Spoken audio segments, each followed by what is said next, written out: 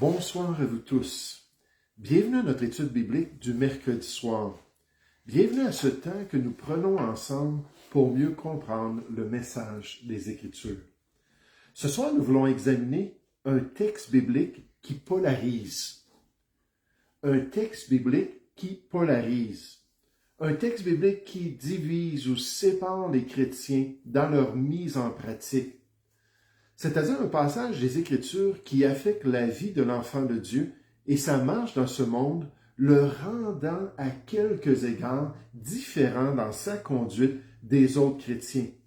Une vérité de la parole de Dieu qui affecte ainsi sa pratique dans les voies du Seigneur, qui influence le genre de croyant qu'il va être ici-bas dans ce monde. Qu'est-ce que je veux dire par ce thème, un texte biblique qui polarise? J'ai trouvé que l'explication suivante décrivait bien cette vérité au sujet de certains passages des Écritures qui vont avoir cette tendance-là à diviser les croyants par la manière que ceux-ci vont les mettre en pratique. Un auteur a dit certains passages du Nouveau Testament, par leur profondeur et leurs exigences, peuvent devenir des points de friction au sein du peuple de Dieu.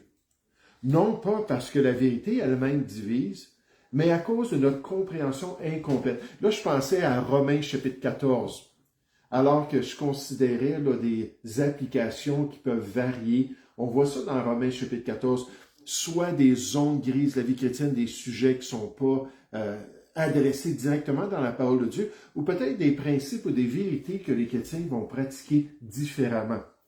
Donc, il dit des frictions au sein du peuple de Dieu, non pas parce que la vérité elle-même divise, mais à cause de notre compréhension incomplète de nos différents niveaux de maturité, ou que notre adhésion à diverses traditions nous conduit à les interpréter et à les appliquer de manière à créer une distance plutôt qu'une unité. Là, je pense qu'il parle dans l'Église chrétienne.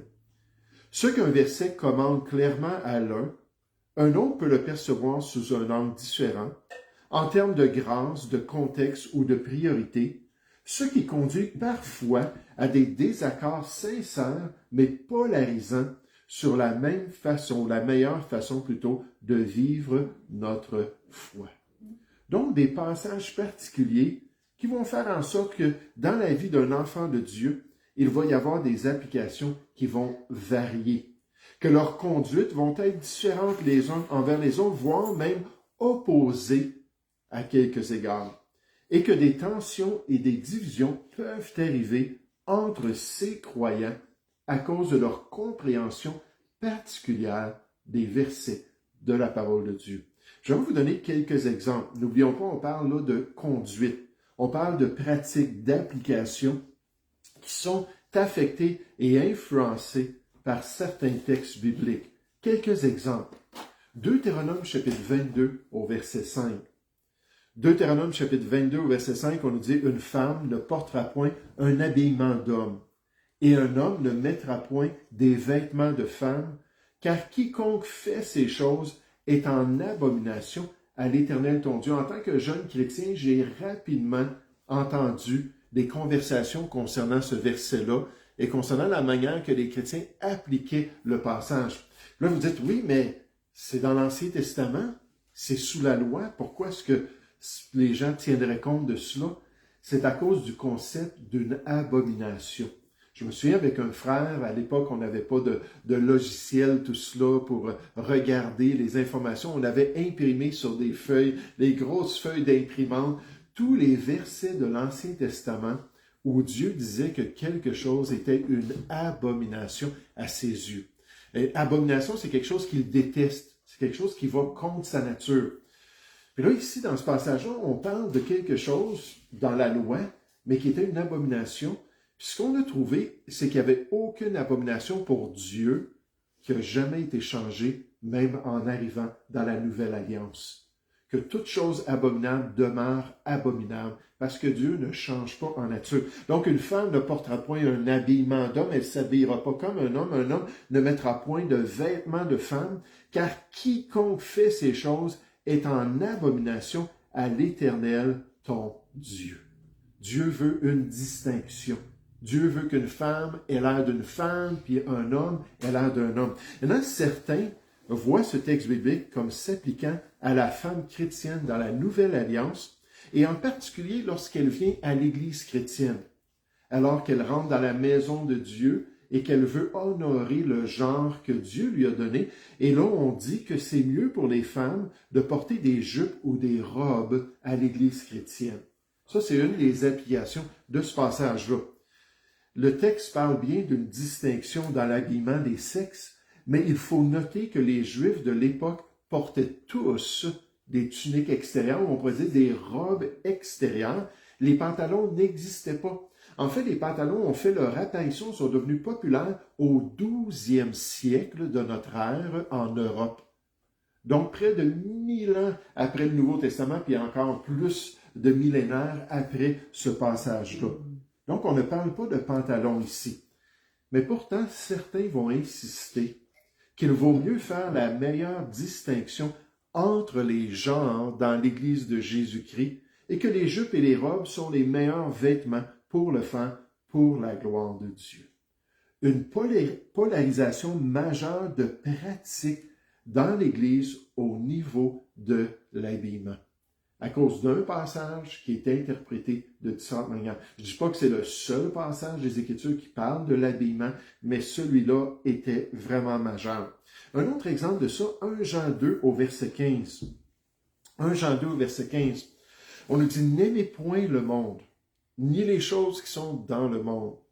Si quelqu'un aime le monde, l'amour du Père n'est point en lui. » Là, on voit un texte de la première épître de Jean, cette épître qui parle des priorités, cette épître qui parle de la relation avec Dieu, cette épître qui parle de s'éloigner de choses qui déplaisent au Seigneur et qui vont être pratiquées différemment par les chrétiens d'après leur interprétation de ce qui est mondain. N'aimez point le monde. Certains vont dire que, par exemple, avoir une télévision et écouter les émissions du monde, c'est mondain. Et ça, c'est mal aux yeux de Dieu. On ne devrait pas faire ça. Donc, vont dire avoir un ordinateur et consulter l'Internet, le fameux www qu'on marquait toujours dans le passé. Puis en hébreu, vav, vav, vav. A le chiffre, la valeur de 666. Donc, on disait l'Internet, la marque de l'Antéchrist, c'est tout lié ensemble. Mais certains disent que c'est mal de le faire. Ça, c'est juste deux exemples de différence entre chrétiens, alors que d'autres disent non, il n'y a rien de mauvais avec cela. Tout dépend de l'utilisation qu'on fait de notre télévision, notre ordinateur et de la technologie. Je vous avais dit qu'il y avait un vieux chrétien à un moment donné qui m'avait invité chez lui. Puis pendant que j'étais à la maison avec lui, il m'avait posé la question, est-ce que tu as un ordinateur et est-ce que tu vas sur Internet? J'ai dit oui, l'ordinateur, c'est très utile, l'Internet, il y a des bonnes informations là-dessus. Là, il m'avait dit, écoute, il dit, le diable est dans ta maison. Puis ça a été une des dernières fois qu'il est venu à l'Église à partir de cela. Et là, ça peut varier parce que, comme on voit dans Romains chapitre 14, la Bible ne parle pas de télévision, d'Internet ou quoi que ce soit, mais une polarisation chez les chrétiens au niveau de la séparation du siècle présent, basée sur 1 Jean, chapitre 2, au verset 15. On pourrait citer d'autres passages, soit dans l'Ancien, dans le Nouveau Testament, que les chrétiens choisissent pour une adhésion particulière, puis une pratique particulière. Puis là, ça peut un peu nous diviser en tant que chrétiens. Ce soir, j'aimerais juste regarder un passage particulier, un peu plus en détail. Ça ne sera pas très long, mais j'aimerais ça quand même qu'on puisse le considérer dans l'Évangile de Jean au chapitre 14. L'Évangile de Jean, chapitre 14, Jésus qui est en train de préparer ses disciples à son départ, à son retour auprès de son Père céleste dans la gloire. Puis dans Jean, chapitre 14, on voit à partir du verset 8, juste pour vous mettre un petit peu dans le contexte, on va se concentrer sur un seul verset. Jean, chapitre 14, verset 8. Philippe lui dit, « Seigneur, montre-nous le Père, et cela nous suffit. » Jésus lui dit, « Il y a si longtemps que je suis avec vous, et tu ne m'as pas connu, Philippe. Celui qui m'a vu a vu le Père. Comment dis-tu, montre-nous le Père? Ne crois-tu pas que je suis dans le Père et que le Père est en moi? Les paroles que je vous dis, je ne les dis pas de moi-même. Et le Père qui demeure en moi, c'est lui qui fait les œuvres.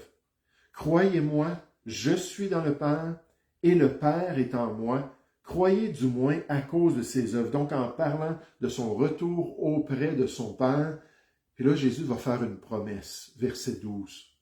En vérité, je vous le dis, celui qui croit en moi fera aussi les œuvres que je fais, et il en fera de plus grandes parce que je m'en vais au Père. Et tout ce que vous demanderez en mon nom, je le ferai, afin que le Père soit glorifié dans le Fils. Verset 14. Si vous me demandez quelque chose en mon nom, je le ferai. J'aimerais juste qu'on s'arrête sur la promesse faite ici, dans Jean chapitre 14 au verset 12, qui est citée par différents groupes. Moi, je crois d'une manière malhonnête, d'une manière qui n'est pas biblique.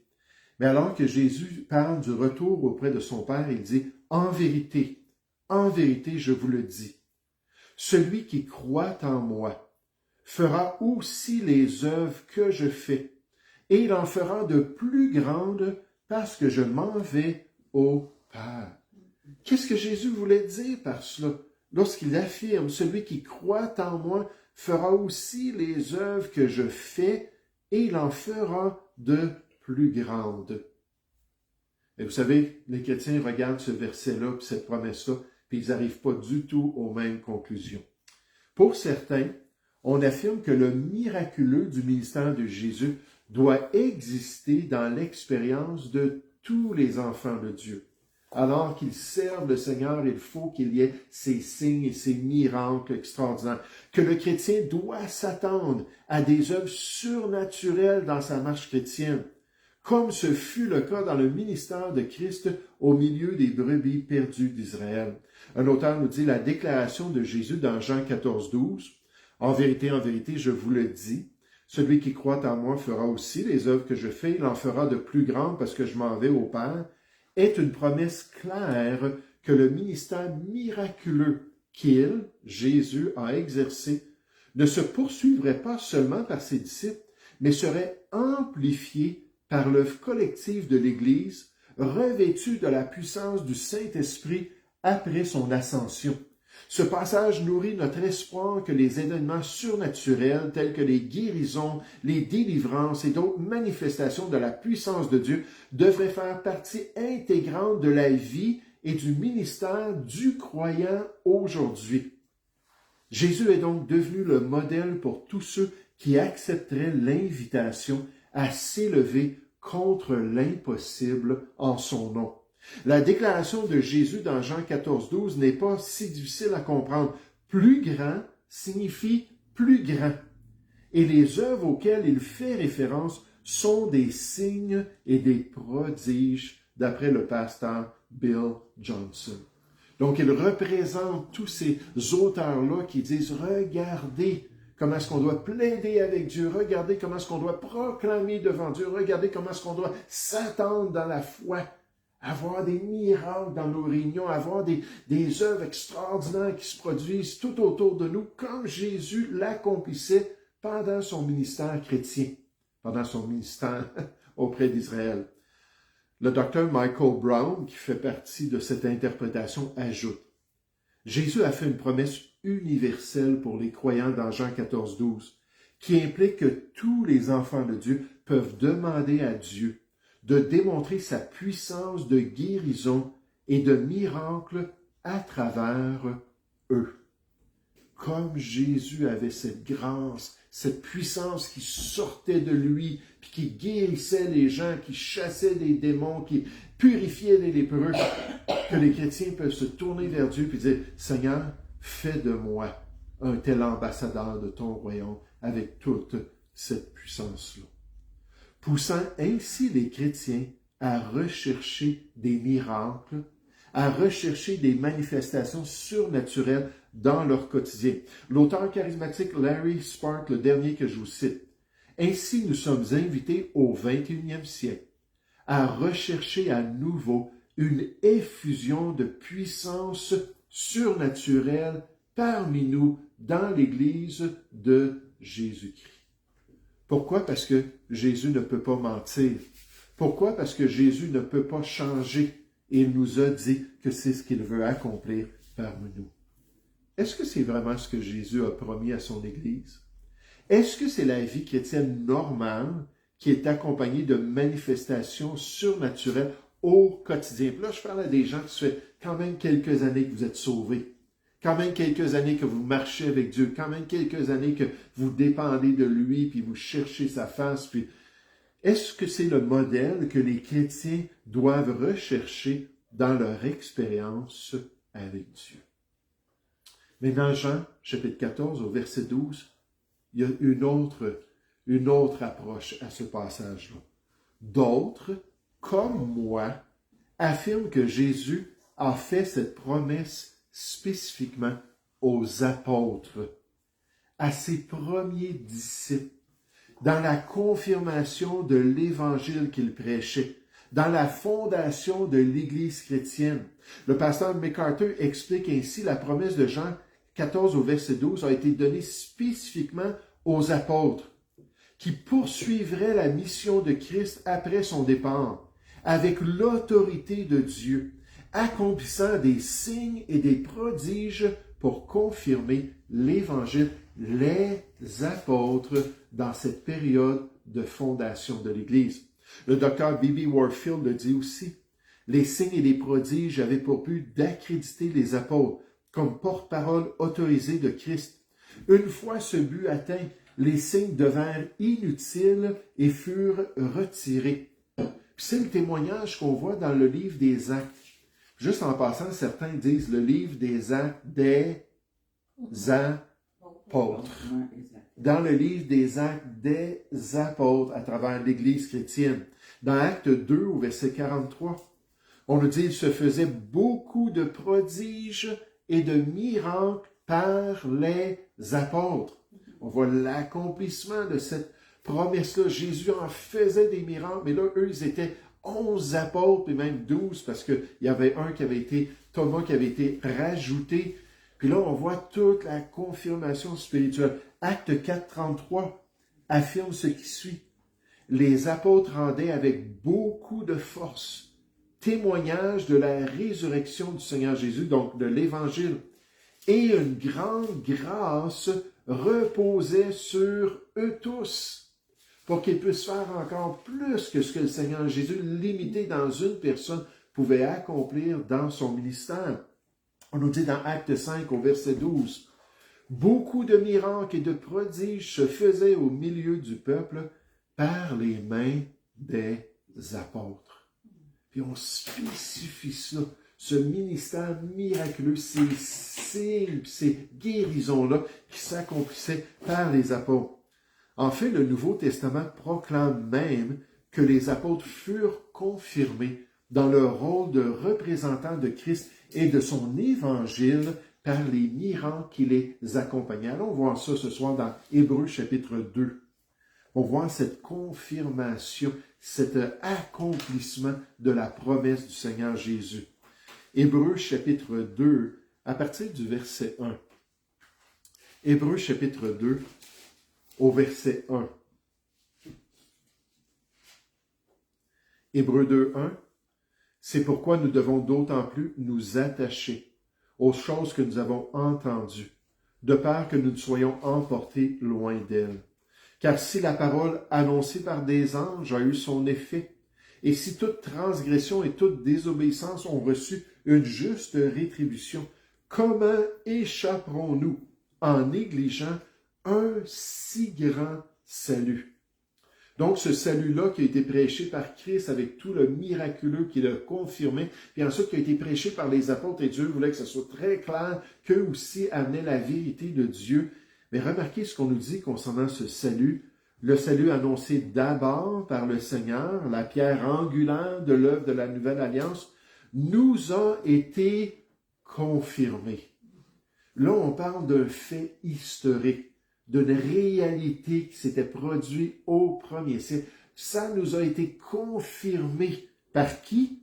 Par ceux qui l'ont entendu, par ces apôtres, par ces ouvriers qui faisaient partie du fondement de son œuvre. Éphésiens 2, au verset 20, ont été construits sur le fondement des apôtres et des prophètes. Jésus-Christ lui-même est la pierre angulaire. Puis comment, verset 4, Dieu appuyant leur témoignage par des signes, par des prodiges et divers miracles et par les dons du Saint-Esprit distribués selon sa volonté.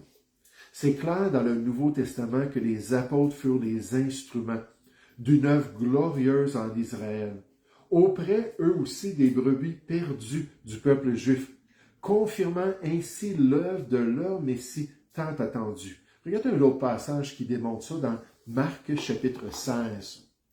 Marc chapitre 16, à partir du verset 14. Donc Jean chapitre 14 au verset 12, c'est un verset qui va polariser les chrétiens. Certains qui vont se mettre de côté, qui vont se mettre du côté des œuvres miraculeuses qui doivent encore exister aujourd'hui, qui ont existé tout à travers l'histoire chrétienne, et ceux qui disent non, il y a eu une cessation après la période des apôtres. Puis là, ce qu'on nous présente aujourd'hui, c'est des contrefaits. Ce sont des tromperies puis des mensonges. Puis ces choses-là, c'était pour les premiers chrétiens. Mais dans Marc chapitre 16, on nous dit au verset 14, « Enfin, Marc 16, 14, il apparut aux 11. » Là, Jésus est ressuscité, il se présente aux 11, puis il remonte auprès du Père. C'est le même contexte que Jean chapitre 14, là, seulement après la résurrection. Donc, il apparut aux 11 pendant qu'ils étaient à table, et leur reprocha leur incrédulité et la dureté de leur cœur, parce qu'ils n'avaient pas cru ceux qui l'avaient vu ressusciter. Verset 15. Puis il leur dit, « Allez par tout le monde et prêchez la bonne nouvelle à toute la création. Celui qui croira et qui sera baptisé sera sauvé, mais celui qui ne croira pas sera condamné. Voici les miracles qui accompagneront ceux qui auront cru. En mon nom, ils chasseront les démons. Ils parleront de nouvelles langues. Ils saisiront des serpents. S'ils boivent quelques breuvages mortels, il ne leur fera point de mal. » Puis juste en passant, en général, dans les grandes réunions, puis les conférences sur le miracle, puis ainsi de suite, c'est rare qu'on va voir quelqu'un prendre un pot avec du kérosène, puis qu'il va faire voir à tout le monde que c'est vraiment du kérosène, puis là, il va tout boire ça, il va dire « Ha! On a la promesse accomplie sous vos yeux. » Les gens, en général, ne feront pas quelque chose de si tangible et palpable que de boire un poison pour montrer que ça s'accomplit même encore aujourd'hui, tandis que les autres choses, on peut les trafiquer. Ils imposeront les mains aux malades, et les malades seront guéris. Le Seigneur, après leur avoir parlé, fut enlevé au ciel et s'assit à la droite de Dieu. Regardez le verset 20. Et ils s'en allèrent prêcher partout. Qui? Le contexte, c'est les 11. Ce sont les apôtres. Le Seigneur travaillait avec eux et confirmait la parole par les miracles qui l'accompagnaient, pour démontrer que c'était ça qui était standard lors du fondement et de l'établissement de l'Église de Jésus-Christ. En vérité, je vous le dis, celui qui croit en moi fera aussi les œuvres que je fais, et il en fera de plus grandes parce que je m'en vais au Père. Pourquoi? Pour confirmer le message de l'Église de Jésus-Christ. Beaucoup comprennent que la promesse de Jésus dans Jean 14, 12, concernant les œuvres plus grandes, s'adressait principalement aux apôtres, en préparation de leur rôle fondateur unique dans l'Église primitive. Vous savez, quand on construit une maison, qu'on pose un fondement, puis là, on a besoin de rénover la maison, une chose qu'on ne fait pas, c'est qu'on ne pose pas un nouveau fondement. Alors, on va travailler avec ce qu'il y a là, mais en général, à moins d'une fissure ou d'un problème majeur, le fondement est là, puis on reste avec le fondement. Mais le fondement a été posé par les apôtres. Le rôle fondateur unique dans l'Église primitive et de la propagation de l'Évangile après son ascension et la venue du Saint-Esprit.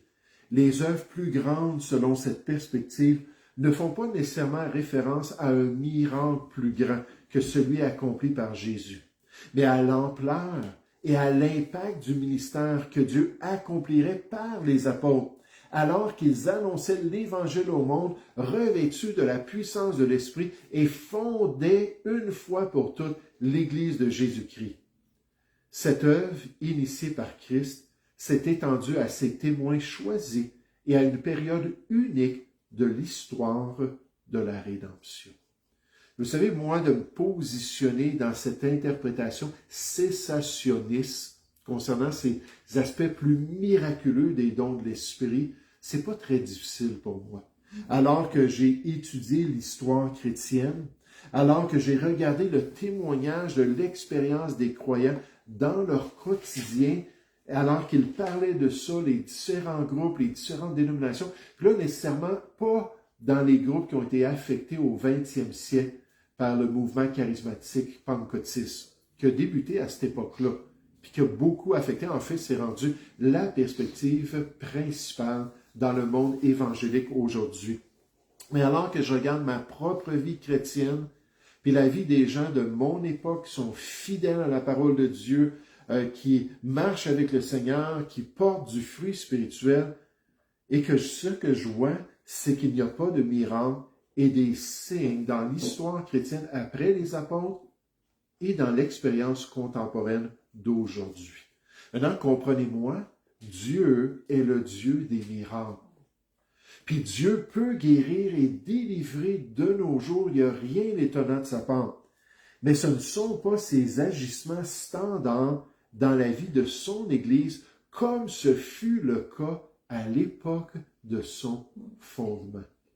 C'est tout simplement pas la réalité. Puis lorsqu'on apprend ce qui se passe dans les ministères miraculeux de différentes dénominations, on peut vite voir une tromperie puis une séduction par de faux miracles, de fausses manifestations de l'Esprit, qui ne s'élèvent pas du tout au standard de l'œuvre du Seigneur et de ses apôtres. Puis donc, on pourrait en parler en long et en large. J'apprécie beaucoup le ministère de John MacArthur, puis tous les écrits qu'il a fait sur ces milieux-là.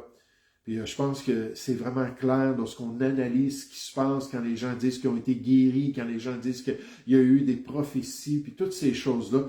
On s'aperçoit qu'il y a plein de mensonges, puis il y a plein de contrefaçons. Nécessairement, ce soir, en quelques minutes, je ne peux pas tout aborder. J'ai écrit un livre sur le sujet, qui est gratuit, le format PDF, quelqu'un peut me le demander, puis je vais lui envoyer. Puis là, je rentre dans les détails pour regarder la vérité sur ces choses. Mais moi, j'attends toujours le jour où on va me dire qu'un de ces guérisseurs-là est allé à l'hôpital de Drummondville, puis il a vidé l'hôpital. Il a guéri tout le monde. Parce que pour moi, ça serait ça. La qualité du Nouveau Testament, puis les miracles, ça serait pas là, oh, j'avais mal au bras, j'avais mal au ventre, j'avais des migraines. Non, ça serait quelque chose de majeur, de visible. Puis j'attends toujours ça. Mais malheureusement, ça ne se produit pas. Quelle tromperie, quelle séduction. Derek Prince l'a bien dit, les signes et les prodiges ne déterminent pas la vérité. Satan est parfaitement capable de produire des signes et des prodiges puissants pour attester à ses mensonges. Et souvent lié à ces groupes-là, il y a des erreurs de doctrine, il y a des erreurs hérétiques majeures. Quelqu'un m'a juste parlé d'un groupe récemment. Je suis allé sur leur site principal. La première page, il y avait 3 erreurs majeures. Juste sur la première page, je pense que ces groupes-là, les contrefaçons puis les erreurs doctrinaux, ça va ensemble. Bien souvent, c'est une caractéristique. Le docteur Martin Lloyd-Jones met en garde les croyants en disant « Le diable peut donner des expériences contrefaites. Cela ne fait aucun doute. Il peut produire des sentiments, des phénomènes. Et si nous ne testons pas les esprits et les expériences par la parole de Dieu, nous nous exposons à de dangereuses tromperies. » N'est-ce pas que c'est Jean qui dit dans Jean 4.1 de ne pas donner notre foi à tout esprit, mais d'éprouver les esprits pour savoir s'ils sont de Dieu, car plusieurs faux prophètes sont entrés dans le monde, même au 1er siècle, et encore plus aujourd'hui. Dr. Tozer nous dit, il ne faut pas confondre une personnalité dynamique, des techniques astucieuses ou une maîtrise de la mise en scène avec l'œuvre du Saint-Esprit. L'Église emportée par le sensationnel et le spectaculaire est vulnérable à tous les vents de fausses doctrines. Puis en tant que chrétien, Jean chapitre 14 au verset 12 a été accompli dans l'histoire des apôtres. Comme d'autres choses et d'autres promesses particulières que Jésus leur a données concernant leur œuvre de fondation de l'Église de Jésus-Christ. Et aujourd'hui, en tant que chrétien, on marche avec Dieu. En tant que chrétien, on continue à étudier la parole de Dieu. On continue à demander d'être rempli de l'Esprit de Dieu, de la puissance de Dieu, pour porter le fruit qui va l'honorer, le glorifier et nous permettre d'être de bons ambassadeurs du royaume de Dieu. Nous allons prier ensemble. Merci Père Céleste pour ce texte ce soir. Merci pour cette extraordinaire promesse. Merci pour un accomplissement merveilleux au premier siècle, alors que tous ceux qui côtoyaient les apôtres, tous ceux qui voyaient, Seigneur, ces signes, ces miracles, ces guérisons, Seigneur, savaient clairement que le Dieu d'Israël s'était manifesté. Comme Corneille a dit, ou pas Corneille, dans Jean chapitre 3, Nicodème a dit à Jésus, « Personne ne peut faire les miracles que tu fais si Dieu n'est avec lui. » Et ces miracles étaient d'une qualité extraordinaire, d'une complexité et d'une finalité merveilleuse. Et Seigneur, quel témoignage à l'œuvre de Jésus et à l'Évangile qu'il nous a donné. Alors, Père Céleste, aide-nous à être équilibrés dans notre perspective des Écritures et surtout aide-nous à ne pas nous faire séduire par des tromperies, alors que les gens nous détournent du texte biblique et nous portent vers ce qui est sensationnel, plutôt que ce qui vient de toi. Guide-nous dans tes voies, au nom du Seigneur Jésus. Amen.